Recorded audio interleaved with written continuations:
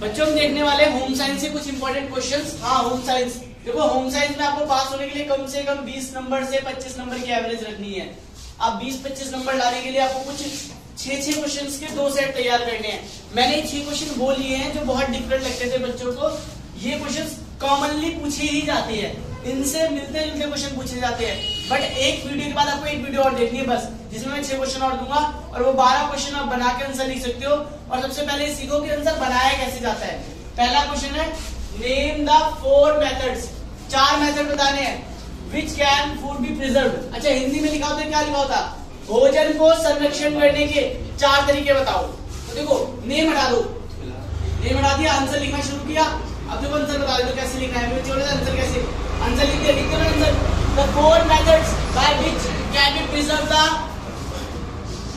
At home, है ना, food को कैसे बचाया जा सकता है घर पे। देखो मैंने क्वेश्चन आंसर बना लिया, घर कैसे बचाया जा सकता है। अब मुझे 4 मेथड लिखनी है, तो आप लोग बताओ, अगर आपके घर पे खाना रखा हो, खाने को खराब होने से बचाना हो, तो सबसे पहले क्या करते हैं? गर्मी बहुत है बच्चों, खाना खा देते हैं, फ्रीज में रख देते हैं। तो पहला मेथड तो मैं ऐसी पद्धति के बिना पढ़े क्या कर देंगे? फ्रीजिंग। हिंदी में लिख देना भाई अपनी भाषा में, फ्रीज में डाल दो। दूसरा क्या लिख दोगे? नाइट्रोजन गैस का यूज करो। क्या यूज करो? नाइट्रोजन गैस का यूज करो। तीसरा यूज बताओ। सर हमारे घर पे जब कोई चीज खराब होने वाली, जैसे तुमने देखा बेटा, खाना खराब हो जाता है लेकिन अचार खराब नहीं होता, साल भर रहता है, तो क्या कर सकते हैं हम उसमें? ऑयल डाल सकते हैं। बहुत ज्यादा ऑयलिंग, जब बहुत ज्यादा ऑयल होगा तो खराब नहीं होगा। शुगर होगा, जैम खाए बेटा, जैम कभी खराब होता है साल में नहीं, क्योंकि उसमें शुगर होता है। सॉल्ट की मदद से हम खाने को बचा सकते हैं। 5वां पॉइंट लिखो, सबसे इंपॉर्टेंट पॉइंट ये भी है, हम ऐसे कंटेनर यूज करेंगे जो एयर टाइट कंटेनर होते हैं। क्या बोलते हैं बेटा? Air tight. जैसे टिफिन नहीं आता, उसमें हवा नहीं जा सकती, तो लिखेंगे एयर टाइट कंटेनर्स। और बताओ, ठीक है, और कोई तरीका खाने को? ये 4-5 मेथड, 4 पूछेंगे, मैंने आपको 5-6 बता दिए हैं, बस आप कोई से भी 3-4 मेथड। अच्छा, फ्रीजिंग लिख के छोड़ मत देना, पहले बता दूं, ऐसे लिखना फ्रीजिंग, उसके बाद डबल डॉट लगाया, उसे एक्सप्लेन कर देना छोटा सा। अगर 2 नंबर का है तो 1 लाइन लिख देना, फिर दूसरे के बारे में 1 लाइन, सबके बारे में 1 लाइन छोटी छोटी सी लिख दो। जैसे एग्जांपल नाइट्रोजन, मतलब कि उसमें पैकेट के अंदर क्या यूज करे? नाइट्रोजन गैस यूज कर दे, ठीक है। डिफरेंशिएट बिटवीन स्लब यान, फेदर यान। अब आप इस क्वेश्चन को सर्च करो खुद से। यान तो जानो क्या होता है? रेशो के अंदर अंतर लिखना है, तो दोनों रेशो के अंदर अंतर निकालो और अंतर लिखो, ठीक है। तीसरा क्वेश्चन देखो, अच्छा अंतर नहीं पता हो तो भी आप बना सकते हो। रेशे क्या होते हैं? छोटे छोटे से यान्स होते हैं, रेशो से क्या बनते हैं? धागे बनते हैं, धागे से कपड़े बनते हैं। तो ऐसे आप लिख सकते हो। स्लब यान क्या होते हैं? स्मूथ होते हैं। फेदर यान्स क्या होते हैं?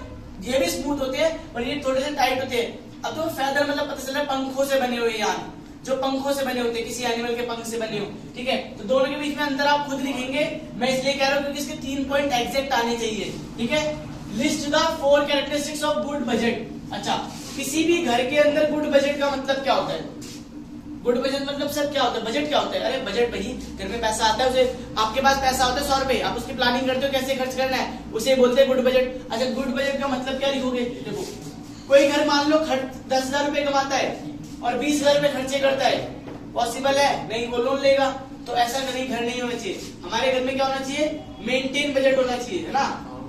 ऐसा बजट रखो जिसमें हमारी क्या हो? मनी जो है प्रॉपर यूज हो। दूसरा क्या हो? सेविंग जरूर हो, है ना, सेविंग, बचत जरूर हो। और क्या फायदा हो?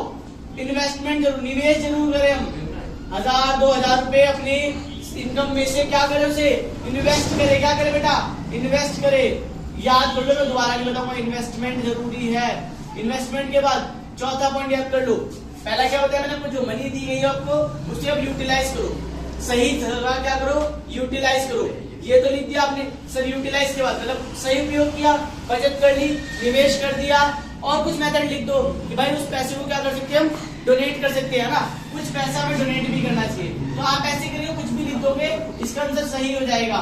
बस हमें लिखना जरूर है कि हमारे खर्चे कम रखने चाहिए, हमें लिख दो। एक्सपेंसेस कम रखो, ज्यादा क्या रखना चाहिए हमें? यूटिलाइजेशन, मतलब सही जगह पे प्रयोग करो। ऐसे नहीं कि खाना नहीं खाना, खाना खाना है, सही खाना है, हेल्दी फूड खाना है। उसके बाद जो पैसा बचे बचा लो, कहीं पे लगा दो और कुछ पैसा निकाल के दान दे दो, डोनेट कर दो।